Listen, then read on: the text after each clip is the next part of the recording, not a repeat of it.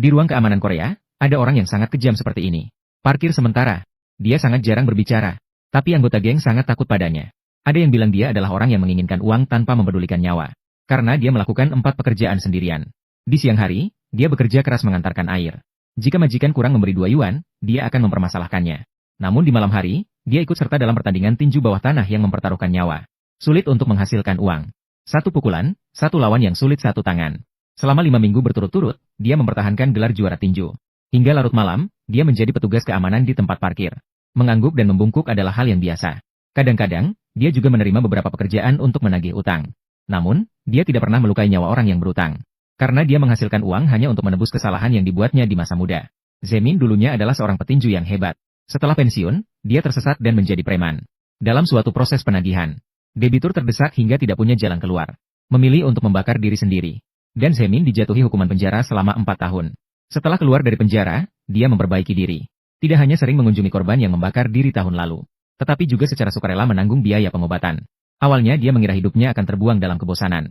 Namun dia tidak menyangka seorang gadis buta akan masuk ke dalam hidupnya. Suatu malam yang larut, dia duduk di ruang keamanan menonton pertandingan tinju. Tiba-tiba seorang gadis duduk di sampingnya. Dengan akrab, dia meletakkan camilan di tangannya. Zemin melihat gadis itu dengan wajah terkejut. "Siapa kamu? Di mana pamannya?" Pihak lawan baru menyadari. Petugas yang sebelumnya menemaninya menonton TV sudah diganti. Dia dengan malu mengambil kembali camilannya. Dia melarikan diri dari ruang keamanan dengan canggung. Namun di luar sedang hujan. Dia juga tidak membawa payung. Zemin kemudian mengajaknya ke ruang keamanan untuk menonton TV. Dalam obrolan santai, Zemin mengetahui bahwa gadis itu bernama Jinghua. Dia adalah customer service dari perusahaan telekomunikasi di atas. Setiap hari tidak hanya harus menghadapi makian dari pelanggan. Dia juga harus menghadapi gangguan terus-menerus dari atasannya. Namun dia hanya bisa menahan diri dan diam. Karena mencari pekerjaan bagi orang buta tidaklah mudah. Jadi setelah pulang kerja, pergi ke ruang keamanan untuk menonton TV. Menjadi waktu terbahagia dalam sehari. Zemin secara tidak sengaja menemukan. Meskipun Tuhan telah mengambil cahaya Jinghua, namun juga memberinya senyuman yang menyembuhkan jiwa. Zemin merasakan perasaan berdebar untuk pertama kalinya. Untuk berterima kasih atas kebaikan Zemin, Jinghua memberinya gulungan rumput laut yang dibuatnya sendiri. Pertama kali makan bekal yang dibuat oleh seorang gadis. Perasaan bahagia yang tak terlukiskan mengalir dalam hati. Lagi pula, dia telah lajang selama 30 tahun karena kemampuannya. Selama bertahun-tahun, hanya kura-kura kecil yang menemaninya. Sejak saat itu, Jinghua setiap hari pergi ke ruang keamanan untuk menonton TV.